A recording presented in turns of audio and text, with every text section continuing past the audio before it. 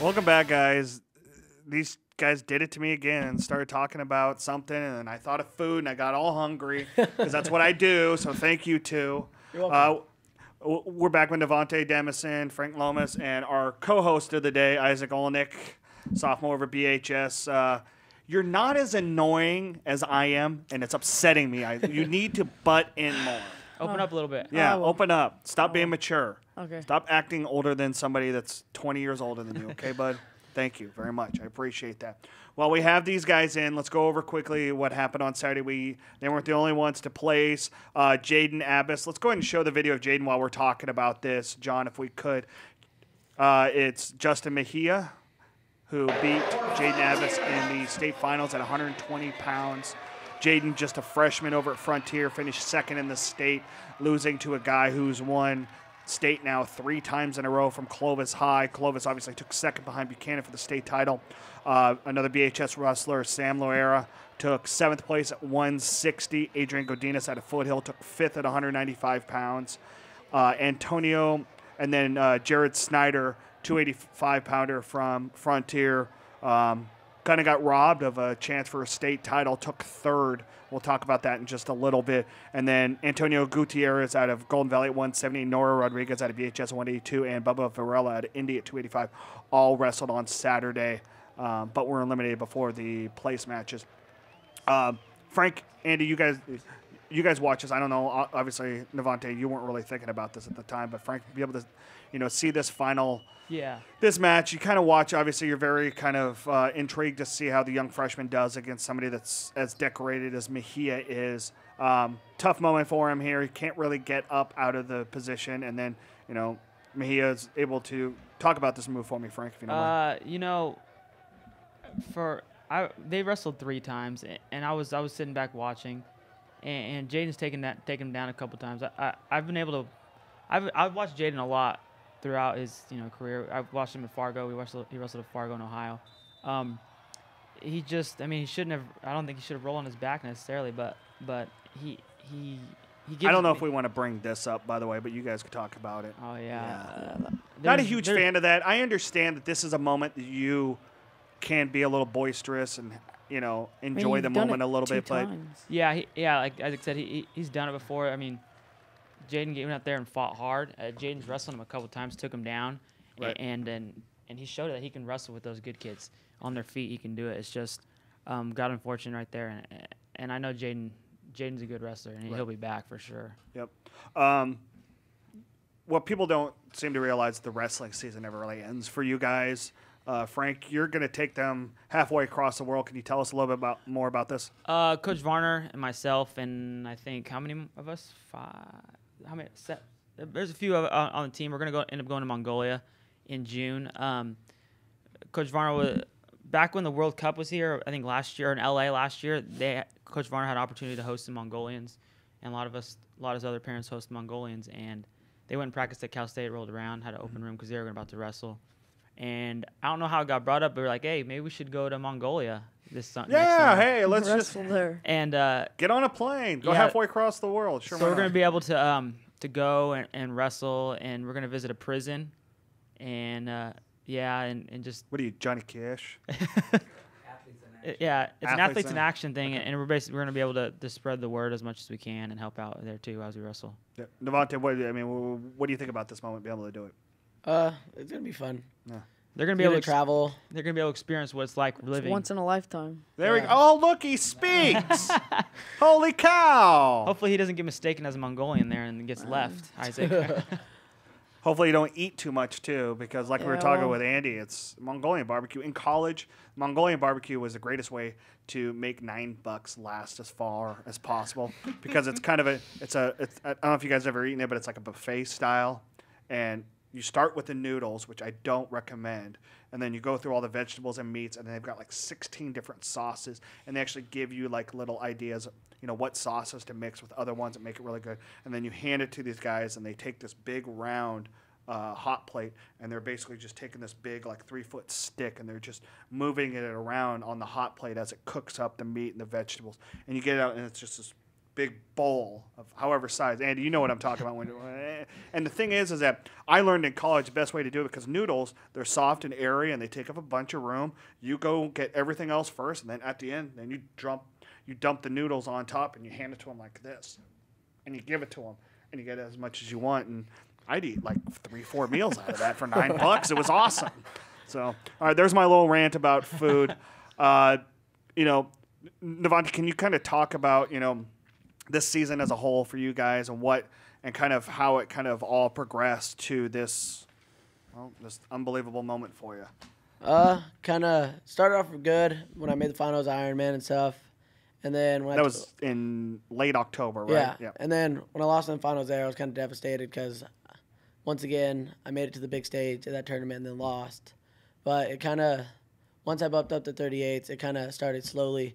I remember when they first told me, he said the first tournament at 38s, it might be really hard for you, but each week is going to get easier and easier. And each week throughout our season, it got easier and easier.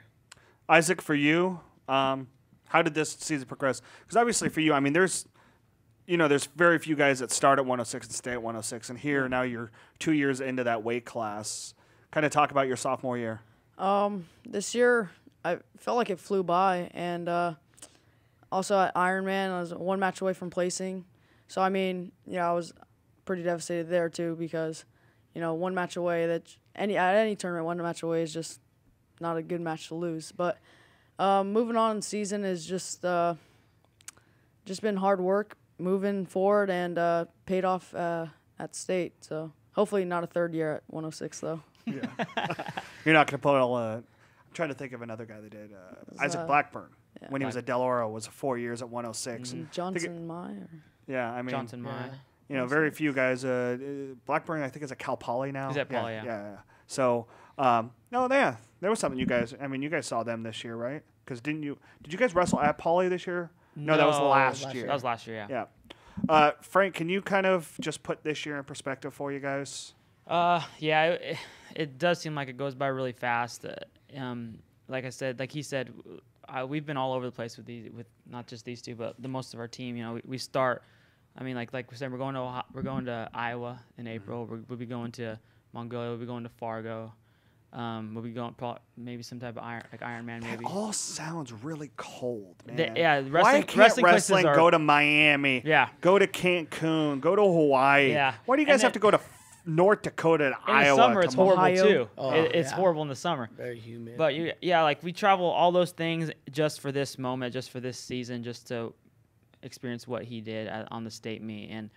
And we went through with him going up a weight, with him being hurt at or getting sick at Masters, and then JJ, and it's just like the season's up and down, and really like we tell them all the time, it just matters what happens at state, and that's all that people remember really. Izzak, for you at Masters, I mean, how hard was it? I mean, for those that don't know, I mean, you had a severe flu going on, right? Yeah, it was actually I was sick, and I was just like drained. Like I knew how to win 1 or 2 matches to get in, and I knew how to get it done. But like first period, I was like gassing. It was draining me. But how do you get all that energy back? Not even a week later, 6 days later, to get ready for the first day of the state tournament. A lot of water, good food, and rest. A lot of rest. His dad's pretty good with him. His dad will give him everything he needs to feel better. So pretty much just close out my sisters and just focus on me. And then Frank, obviously seeing JJ Figueroa hurt his shoulder, elbow, his elbow, yeah. And then be able to see a guy like that get hurt so late in the season and not be able to finish it.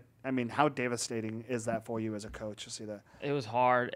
I mean, just thinking about the downs and the ups of our season was so hard because it happened, and like I said, I was on the mat with him. His mom actually pulled it back in for him. Boom, pulled it back in, and then he went to the. He called us crying, called Coach Varner crying, saying he wanted to wrestle, and I want to wrestle. Like, is there any way I could wrestle?